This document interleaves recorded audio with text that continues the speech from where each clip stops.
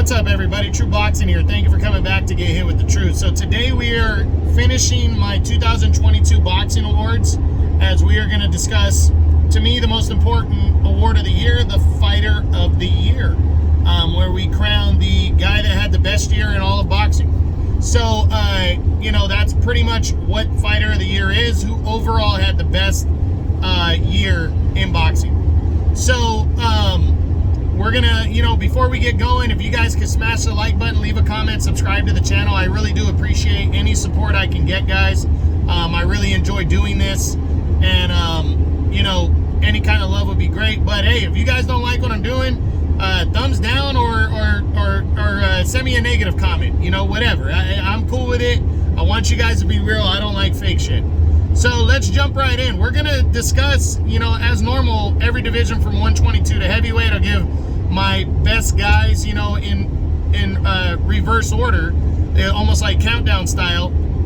I pretty much did 2 or 3 candidates per division, but I also did include fighters from 115 and 118, who I gave the awards to there.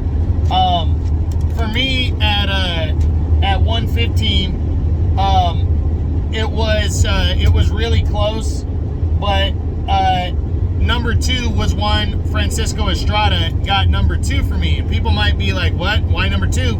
He beat Chocolatito in the 3rd fight. Yeah, he did. He had a good year. That capped off his year. I think he went 2-0 overall. But I felt like Bam Rodriguez, Jesse Rodriguez, he went 3-0 on the year. He defeated Carlos Cuadras to win the WBC belt, and then dominated Sor Rungvisai in his 2nd one. 3rd fight wasn't spectacular, but he got a 3rd fight in and got the victory. 3-0 on the year. Very good year, especially that win over Rungvisai was huge. So for me, very deserving to be right here is Jesse Bam Rodriguez for the year that he had. Now, at 118, I gave it to Naoya Inoue. I mean, who else was there? There's really nobody else. Inoue dominated. He first unified belts against Nonito Donaire in their rematch and destroyed Donaire to unify 3 of the 4 belts, as he knocked him out in only 2 rounds. And then he followed that up in December, going for the undisputed title against Paul Butler of the United Kingdom, and he dominated Butler before stopping him in the 11th round to become the undisputed champion at 118. Really no doubt here who the fighter of the year at 118 was. 122. MJ Marajan Akhmadaliev finished number 2 on the year. He only fought once. He took on Ronnie Rios. Impressive performance. I mean, he came in the favorite, but really outworked Rios. Broke his hand in the fight, and then decided he wanted to go for the knockout, even though he was ahead and could have won by points, easily. Went for the knockout, stopped Rios in the 12th. That was good enough for number 2, as he kept his 2 belts. But number 1, I think, was clear. Stephen Fulton Jr. He only fought once. He defeated Daniel Roman by a convincing and deserving unanimous decision. Roman would retire after. This one gets higher than MJ because this was really a battle of the number 1 and number 3 fighter in the division. And Roman used to be a top guy a couple years back. He was a champion and a former unified guy, and he was the number 1 guy until MJ beat him by a close decision. But I feel like Fulton deserved fighter of the year at 122 for his accomplishments. 126 featherweight. I had 3 candidates here. Number 3 was Lee Wood. People are like, what? That knockout of Michael Collins was great, and it was great, but it was his only fight. And for me, you only fight once. It's tough, when other guys are fighting multiple times and are candidates. But I gave him just barely number 3. You can argue him for Fighter of the Year at featherweight, but I couldn't do it. He finished number 3. That knockout of Michael Conlon was great, though. His single best victory, that was truly a great win. Number 2, again, this was tough, but I gave it to Ray Vargas. Ray Vargas has only fought once. He got the split decision victory over Mark Magsayo to capture the WBC belt. That was a big win. But the fact that he only fought once hurt him to the number one guy, which I gave the featherweight of the year for me was Luis Alberto Lopez. Luis Lopez came into the year not even in the top 10. He stayed busy, got a couple decent wins in the division, and then closed the year out strong with an upset majority decision over Josh Warrington.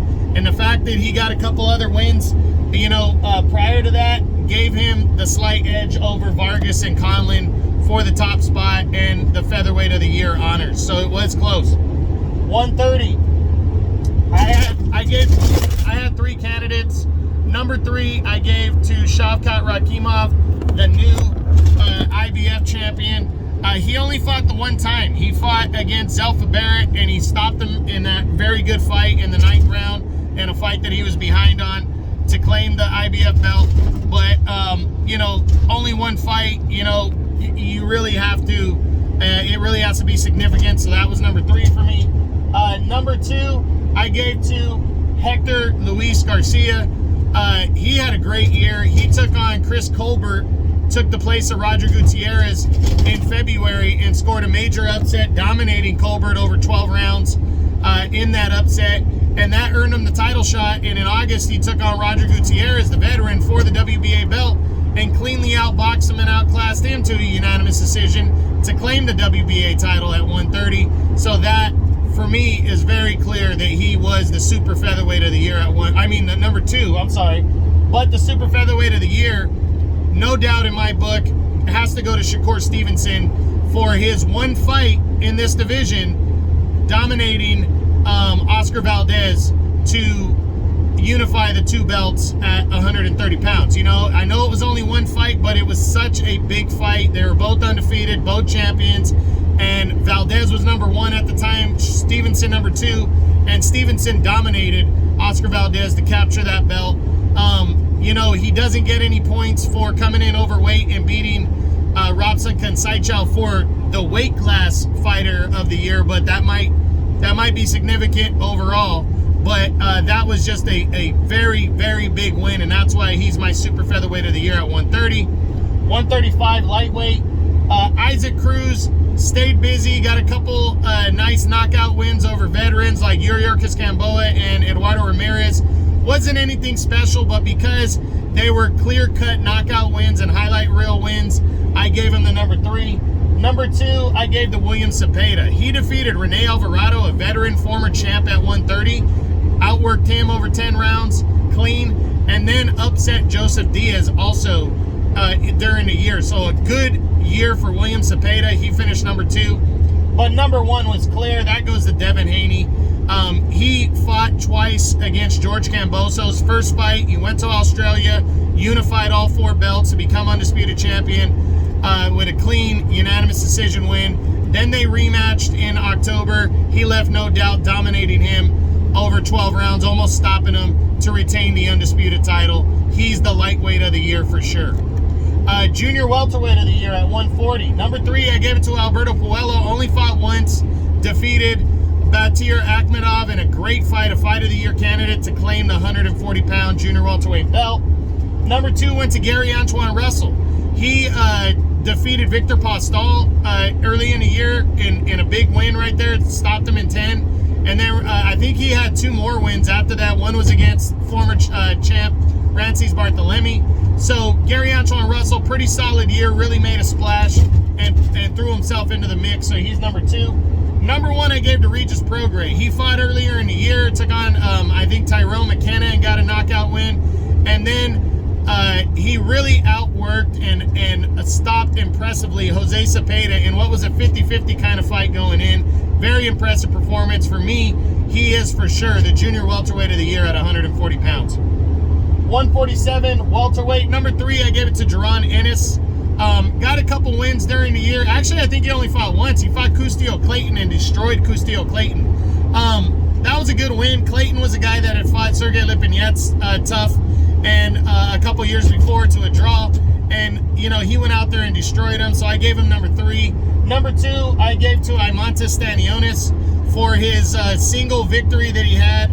He only fought once, defeating Radzat Butayev by a close but deserving split decision to claim the WBA regular belt. But number one, by far, I went with Errol Spence Jr., dominated Yordenis Ugas over 10 rounds, the unified 3 of the 4 belts. He deserved number one at welterweight for sure. He is the welterweight of the year. Super welterweight of the year at 154. Number 3, I gave it to Tony Harrison. Harrison bounced back into the picture and dominated Sergio Garcia, who had just fought Sebastian Fundora to a war. And, you know, Harrison really came in there, outboxed, outworked Garcia, and threw himself back in the mix, the serious mix. So he's number 3.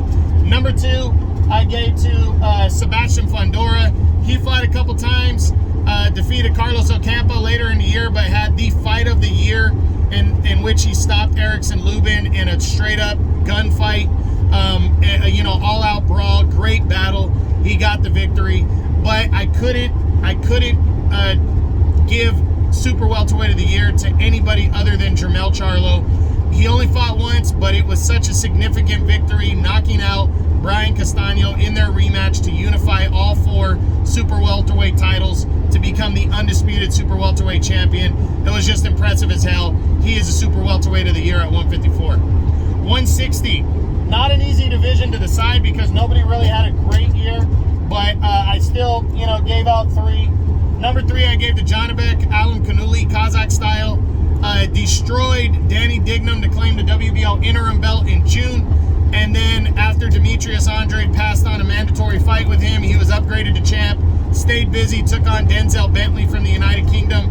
Had a little bit more trouble than he thought, but still walked away with a clean unanimous decision win to retain the WBO belt. He's number 3. Carlos Adames finished number 2. He destroyed Juan Montiel to claim the WBC interim belt during the year. That was significant. That gave him the number 2 spot. And then number 1 goes to Triple G, Gennady Golovkin. He only fought once. He unified belts with what's his name, Ryota Murata in April. Good fight through 5, but then he took over and broke Murata down, stopping him in 9 to cement number 1 on the division. But he only fought once because he moved up and fought Canelo later in the year and got beat at super middleweight. But he is definitely the middleweight of the year for that unification win over Murata. 168, super middleweight. Number 3, I gave it to Caleb Plant. He only fought once, but he got the knockout of the year with his highlight reel picture-perfect knockout of Anthony Durrell when they fought in October. That was a great way to bounce back from Canelo. That was number 3. Number 2, I gave it to John Ryder. John Ryder had a big upset split decision victory over Danny Jacobs early in the year that really set the tone for him. He came back in that fight. It was a good, solid win. Then he got a crack at undefeated Zach Parker for the vacant WBO interim belt. And, you know, it was a good fight through 5 rounds, but Parker injured himself. And, you know, John Ryder walked away with a 5th round TKO win. Now, you know, things happened, but he still got the victory. And, you know, I felt I was good enough for number 2 along with the win over Jacobs. But number 1, I got to go Canelo. Canelo moved down and took on the number 1 middleweight in the world in Triple G. He only fought once, but he dominated, you know, and got a clean unanimous decision win over his rival Triple G in their 3rd fight as he retained the undisputed title. So that, to me, was good enough for super middleweight of the year for Canelo Alvarez. 175. Callum Smith was number 3. He only fought once. He took on some guy named Bauderlique from France, dominated him. Impressive knockout win. That was number 3. Number 2, Arthur Beterbiev only fought once. He took on Joe Smith to unify 3 of the 4 belts and walked away with an impressive 2nd round knockout to claim 3 of the 4 titles at 175. But very easily, number 1 for me, Dimitri Bivol. Oh my God. He upset and convincingly defeated the pound-for-pound king of boxing, Canelo Alvarez, in May. Impressive win over him. But then in November, he took on undefeated mandatory number 1 contender and former champ at 168, Gilberto Ramirez, who was a bigger Mexican and a southpaw, and people thought he'd have more trouble against him, and he dominated Ramirez even more. And at the time, this is a battle of number 1 and 3 or number 2 and 3 at 175. So just an impressive ass year for Bivol. Definitely light heavyweight of the year. Cruiserweight, 200 pounds. Number 3 was Arsen Goulamirian. Only fought once, returned against Alexei Igorgov, got a solid unanimous decision win. He was number 3. Number 2, I gave it to Lawrence Okolie. Only fought once. Took on Michel Cieslak. Good, solid contender. He walked away, scored a knockdown in that fight, got a clean, unanimous decision. Wasn't the best performance, but it was a clean win, and that was good enough for number 2. But I felt for sure number 1 fighter of the year at cruiserweight was Jai Opetaia for coming out of nowhere and upsetting Maris Briedis by a clean, unanimous decision to claim the IBF cruiserweight title in an upset and really taking the crown at cruiserweight. So big time win for him. He's definitely cruiserweight of the year for me at 200 pounds. But the final one goes to heavyweight. Of course, the final division is heavyweight. Top 3, number 3, I gave it to Joe Joyce. He only fought once, or he actually fought twice. He defeated veteran Christian Hammer and then stopped the former champion Joseph Parker to claim the vacant WBO interim belt. That was such an impressive win. Yeah, I had to give him some love. He deserves number 3 on the year. Number 2, it was tough, but I gave it to Alexander Usyk for he only fought once. He defeated Anthony Joshua in their rematch by split decision. He deserved that win. He retained 3 of the 4 belts with that win. That was good enough for number 2 on the year at heavyweight. But the heavyweight of the year, in my opinion, goes to Tyson Fury. He took on Dillian Whyte, a top 5 heavyweight, in April, dominated him, knocked him out impressively to retain his WBC belt. And what puts him just over the hump over Usyk was the fact that he fought a second time, taking on Derek Chisora, who you could argue was a top 10 guy. This was their 3rd fight. He dominated the veteran Chisora, stopping him in 10 rounds as he retained his WBC belt there, and claimed just slightly heavyweight of the year honors for me in 2022. Now we are going to look at the top 12 fighters of the year. Number 12, Sebastian Fundora, super welterweight. He, Sebastian Fundora had a great year. He was in the fight of the year, in my opinion, defeating Erickson Lubin to claim the WBC interim title. This was really a battle of like number 2 and 4 in the division. It was a really good battle, and 2 top 5 guys going at it, and he walked away with a knockout and impressively after getting up off the canvas, and then defeated a solid veteran Carlos Ocampo later in the year to retain the interim belt. So for me, that was good enough for number 12.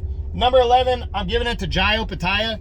Had a, his upset over Maris Briedis. The cruiserweight division never really gets any love because not a lot of big-time names in that division. But to come in when you're not even a top 10 guy and to defeat the number 1 king of the division and beat him convincingly to capture the belt, to capture the title, that was impressive. So Jai Opetaia for me, number 11 on the year for fighter of the year. Number 10, I gave that to Artur Beterbiev, the undefeated unified light heavyweight champion of the world. His victory over, he only fought once, but he destroyed a guy that some people thought was going to give him a tough time in Joe Smith Jr. At the time, this was a battle of number 1 and 3 or number 2 and 3, and he absolutely destroyed him to unify 3 of the 4 belts. So that to me was significant. He's number 10. Number 9, I gave it to Alexander Usyk, the undefeated unified heavyweight champion. He only fought once, but he defeated Anthony Joshua. This is a battle of 2 of the top 3 guys at heavyweight. He left no doubt in their rematch, defeating him, by split decision to keep 3 of the 4 belts. Number 8, I gave it to Shakur Stevenson. He dominated and unified titles in his first fight against Oscar Valdez. And stayed undefeated and declared himself the top guy at 130. And then, he gets a little bit of love, not much. He came in overweight, and he convincingly defeated Robson Conceição, who was number 3 at, you can argue number 2 or 3 at 130. Even though he had the weight advantage, he still gets a little bit of love for getting a second victory in the year. Number 7, I gave to Errol Spence Jr., the undefeated unified welterweight champ, for his dominating single victory during the year, but he unified 3 of the 4 belts. Another fight where this was 2 of the top 3 guys at welterweight, and he absolutely dominated Yordenis Ugas and unified 3 of the 4 belts impressively. Number 6, Devin Haney. Haney fought the number one guy in the division at lightweight in June and dominated George Kambosos in his backyard to unify to unify all 4 titles and become the undisputed champion. Then he had a mandatory rematch clause in the contract. He took on Kambosos again in October and left no doubt, almost knocking Kambosos out in a rematch, shutting him out. Unanimous decision in Australia again as he retained the undisputed title. Number 5, I gave it to Jermell Charlo, the undisputed super welterweight champion. He got it for his single victory knockout in his rematch, 10th round knockout in a rematch against Brian Castano to unify all 4 titles and become the undisputed champ. Such a passionate, impressive victory, and to finish him off, it just trumped anything else that was lower than that, and it was tough to not have him more. If he would have fought another time, you could argue him for definitely fight of the year, but he only fought the once. Number 4, Tyson Fury. He's a guy that snuck in over a guy like Charlo just because he dominated both opponents. He's a huge name. He's the number 1 guy at heavyweight. He couldn't get the number 2 guy to fight him in Usyk, or the number 3 guy in Joshua. He already defeated the number 4 guy at the time in Wilder, so he took on the next best guy in Dillian Whyte and kicked the shit out of him, stopping him in 6 rounds to retain his title, and then stayed busy when none of the other guys would fight him and took on Derek Chisora and dominated him, retiring Chisora and retaining his belt. Number 3, Jesse Bam Rodriguez sneaking in here, 3-0 on the year, the only guy in the top 12 that went 3-0 on the year. Such an impressive year, defeating Carlos Cuadras, who's a good, solid-ass veteran, to a clean unanimous decision to claim the belt at 115. Then he destroyed Sor Rungvisai, shut him down, stopped him in 8, and then got another win just to seal it later in the year. Very good year for Jesse Bam Rodriguez at 115. He's number 3. Number 2, Naoya Inoue, the monster. He came out and had a great fucking year. Destroyed Nonito Donaire at bantamweight to unify 3 of the 4 belts in their rematch. Just left no doubt, stopping him in 2 rounds. Then took on Paul Butler and dominated him to become the undisputed champion, making history. Big time win right there. Naoya Inoue, number 2 on the year for Fighter of the Year. But no doubt, no question, number 1 Fighter of the Year, Dimitri Bivol, the reigning and undefeated WBA light heavyweight champion. You really can't argue this, guys. He took on Canelo Alvarez, came in an underdog. Canelo was the undisputed champ at 168 and the pound-for-pound king of boxing, and he cleanly outboxed and outworked Canelo and scored a convincing unanimous decision to retain his WBA light heavyweight title. That might have got him Fighter of the Year, just that fight alone, but he sealed it when he took on Gilberto Ramirez. Some people thought Ramirez was going to beat him. Ramirez is a southpaw, former champ at 168, undefeated, and much bigger than Canelo, throws a lot of punches, and Bivol completely neutralized him and shut him down even more convincing than he did Canelo, and took a very convincing unanimous decision. 2 fantastic victories.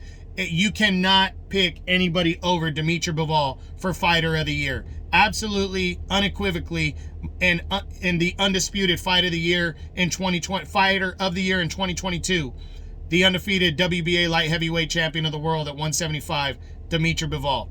So that's it. That's my boxing award for Fighter of the Year. I hope you guys enjoyed the video. I hope you enjoyed all my boxing awards. Keep tuning in. I appreciate the support. This is True Boxing. You've been hit with the truth.